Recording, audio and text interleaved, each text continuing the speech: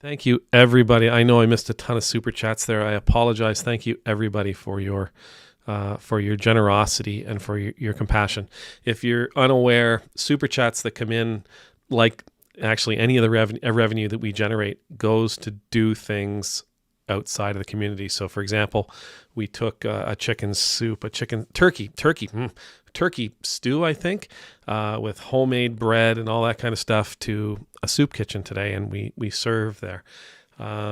We monthly we take sandwiches to the community college to help students over there, students and staff, I guess, who are food insecure. We help over at the community college. There's a big fair coming up. There's a big fair coming up in a couple of weeks, actually, maybe next week. So we're gonna participate there and probably make a cash donation over there because it helps them raise money for the PTA, which of course turns around and helps the students and the students' families. Like, so this elementary school here does something really, really cool.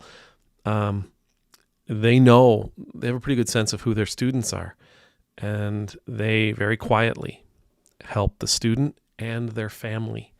And I love that, right? There's nothing, no grand thing. It's just, they just help. And so we continue to do it, to continue to do that sort of thing.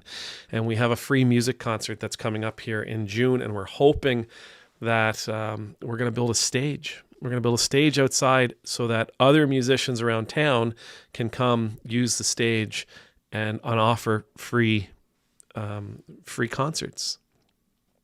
Right. So thank you all very much for all of your generosity. It's making a huge difference here in our parish and in the community that we serve. So thank you. Can I tell you something really sweet?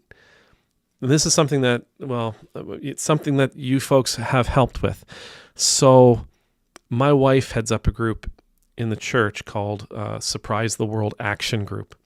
And it's based on a book called Surprise the World, which I'm looking over here because I may have it. I don't have it with me. Anyway, it's this book called Surprise the World. It's great. Michael Frost, I think, is the author. It's wonderful. Anyhow, they have a group that has been meeting every week for over a year now. And they talk about how we as a church can surprise the world. And so a couple of months ago, we found out that one of our neighbors, who's not a member of the parish, they were expecting their first child. And so what they did was they got a basket, a clothes basket, and they filled it with soap and with toys and with bottles and all the stuff you would need for a baby. And they presented it as a gift and just said, "Thank you. We love you. We hope everything goes wonderfully." And that was it, right? A nice little card saying we're praying for you.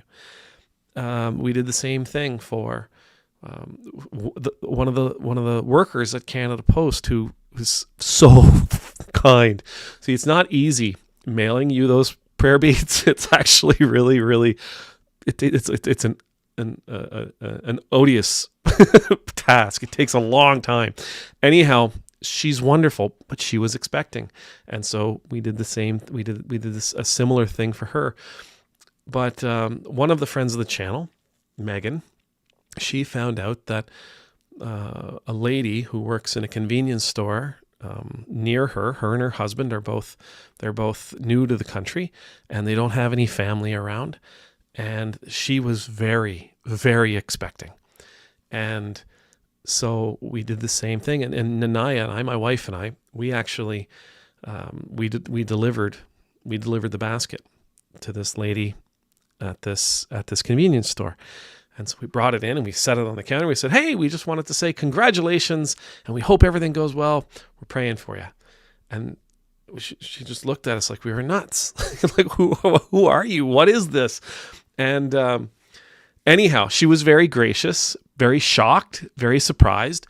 We left it there with her. We walked out, right? Because it's not about proselytizing. It's not about telling people, "Oh, the gospel and you need to this and that." No. It's not even about inviting them to church. It's not about butts in the pews. It's about us surprising people with love, with an act of love.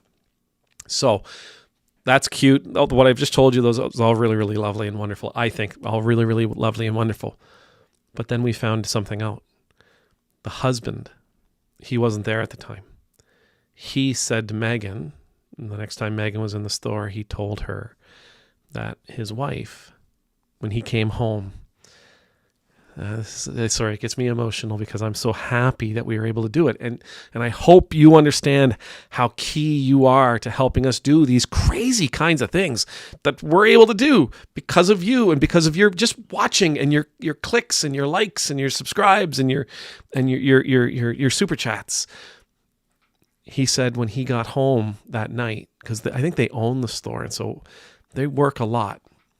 When he got home that night, she was sitting on the bed and had everything that we had given spread across the bed and was just sort of playing with it all and touching it all and enjoying it all. So that's what you do. You help us do that. And we couldn't do it without you. And we couldn't surprise people this way without you. And I'm deeply, deeply thankful. I'm deeply thankful for you. And I hope you know that there are people here in Halifax who were surprised and who probably cried tears of joy and had big silly grins on their face from ear to ear. And that's because of your generosity. And you know, it's interesting because not only do we do that, but the people who go and do the shopping, they love doing it, and it gives them a real sense of ministry and a real sense of accomplishment. The lady who does the shopping for these particular projects, she's very good at it. And you can see it when she hands me her bills and I look at it and it's like, she bought something for $6, but she saved $14, and she bought something for $9, but she saved $4, or whatever the case might be. So she's very good at it, but she takes my daughter Nyla out to do these things. And so Nyla gets an experience she gets the opportunity to share in the experience of doing this kind of work. So thank you. Thank you. Thank you. May God bless you. Thank you. Thank you. Amen.